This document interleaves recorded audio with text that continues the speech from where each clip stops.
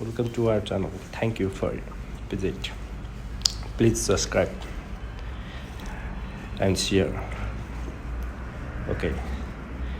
Today आज हम second part Osho का गीता दर्शन किताब का दूसरा भाग प्रश्न भगवान श्री अंधे धृतराष्ट्र को युद्ध को रिपोर्टाज निवेदित करने वाले संजय की गीता में क्यों भूमिका है? संजय क्या क्लियर व सेंस दूरदृष्टि क्लियर और ऑडियंस दूर श्रवण की शक्ति रखता था। संजय की चित शक्ति की गंगोत्री कहाँ पर है? क्या वो स्वयंभू भी हो सकता है? संजय पर निरंतर संदेह उठता रहा है। स्वाभाविक है, संजय बहुत दूर बैठकर कुरुक्षेत्र में क्या हो रहा है उसकी खबर धृतराष्ट्र को देता है। युग निरंतर से मानता रहा है कि जो आँखें हमें दिखाई पड़ती है वो है ही आँखें नहीं है, और भी आँखें मनुष्य के पास जो समय और क्षेत्र की सीमाओं को लांघ कर देख सकती है।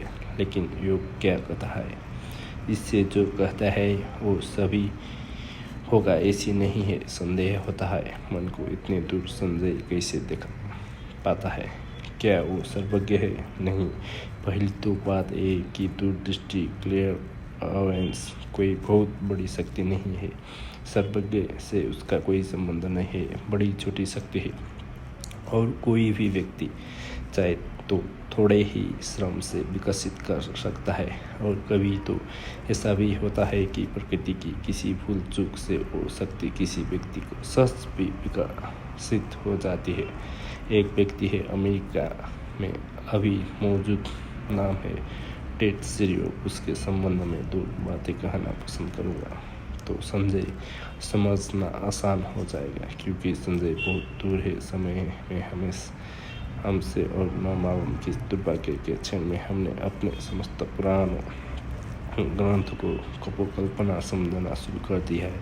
इसलिए संजय को छोड़े अमेरिका में आज जिंदा आदमी है एक टेड सीरियो, जो कि कितने ही हजार मील का दूर पर कुछ भी देखने के समर्थ है। न केवल देखने में बल्कि उसकी आँख उस चित्र को पकड़ने में भी समर्थ है।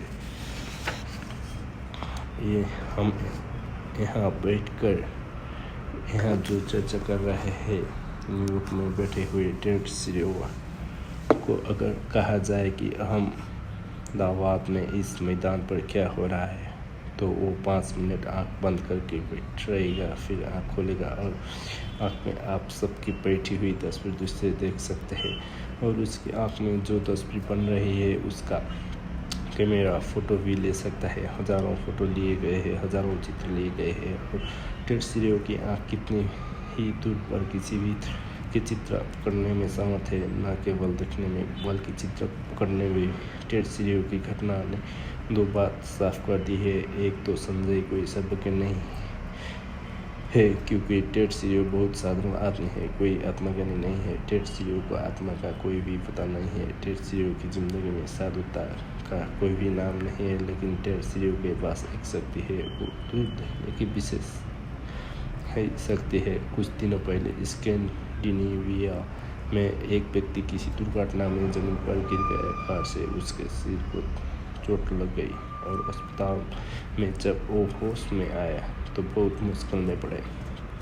उसके कान में कोई जैसे गीत गा रहा हुआ ऐसा सुनाई पड़ने लगा। उसने समझा कि शायद मेरा दिमाग खराब तो नहीं हो गया, लेकिन 1 या 2 दिन के भीतर सब साफ होने लगा।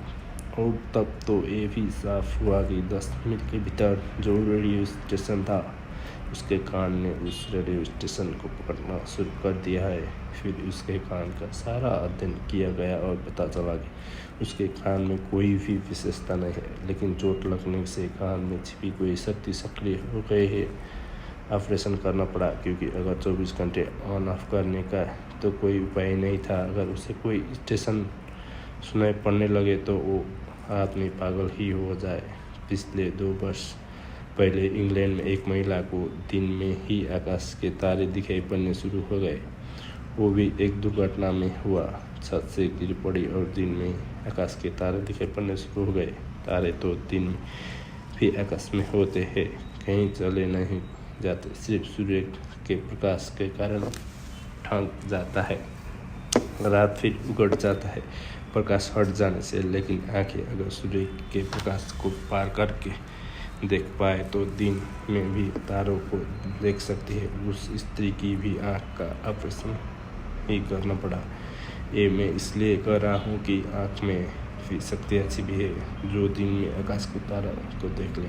कान में भी शक्तियाँ छिपी है जो दूर के रेडियो स्टेशन से विस्तारित ध्वनियों को पकड़ ले। आँख में भी शक्तियाँ छिपी है जो समय और क्षेत्र की सीमा पर करके देख ले। लेकिन अध्यात्म से इन कोई बात संबंध नहीं है।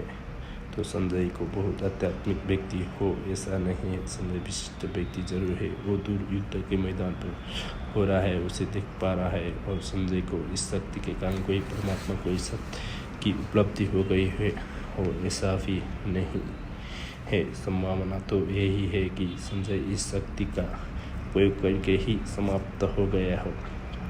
अक्सर ऐसा होता है, विशेष शक्तियाँ व्यक्ति को बुरी तरह का फटकार देती है। इसलिए योग निरंतर कहता है कि चाहे शरीर की सामान्य शक्तियाँ हो और चाहे मन की साइकिक पावर विशेष शक्तियाँ हो, शक्तियों में जो उलझता है वो सत्य तक नहीं पहुंच पाता, पर यह संभव है। और इधर पिछले 100 वर्षों में पश्चिम में साइकिक रिसर्च में बहुत काम किया है, और तब किसी आदमी को संजय पर संदेह करने का कोई कारण वैज्ञानिक आधार पर था भी नहीं रहा गया। और ऐसा भी नहीं कि अमेरिका जैसे धर्म को स्वीकार करने वाला देश में ऐसा हो रहा हो। और रूस के भी मनोवैज्ञानिक मनुष्य की अनंत शक्तियों का स्वीकार निरंतर करते चले जा रहे हैं।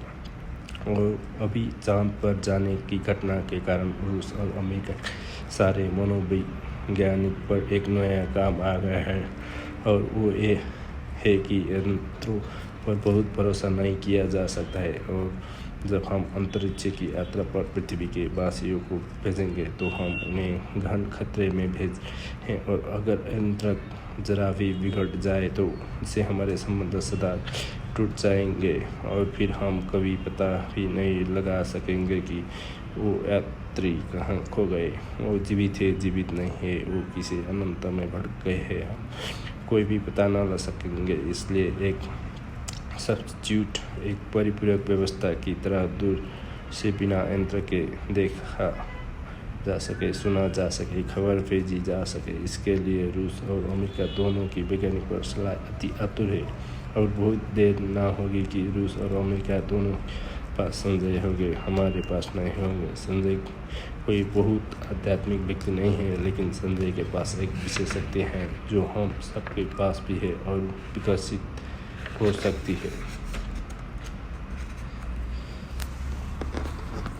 ओके, संजय उवाच तिष्ठता तु पाण्डवानीकं व्यूढ दुर्योधनस्तदा आचार्यमुपसंगमे राजा वचन ब्रवीत। इस पर संजय बोला, उस समय राजा दुर्योधन ने व्यूह रचना युक्त पांडवों की सेना को देखकर और द्रोणाचार्य के पास जाकर ये वचन कहा, हे आचार्य, आपके बुद्धिमान शिष्य दूतपुत्र धृष्टद्युम्न द्वारा व्यूह कर खड़ी की हुई पांडव पुत्र को इस भारी सेना को देखा।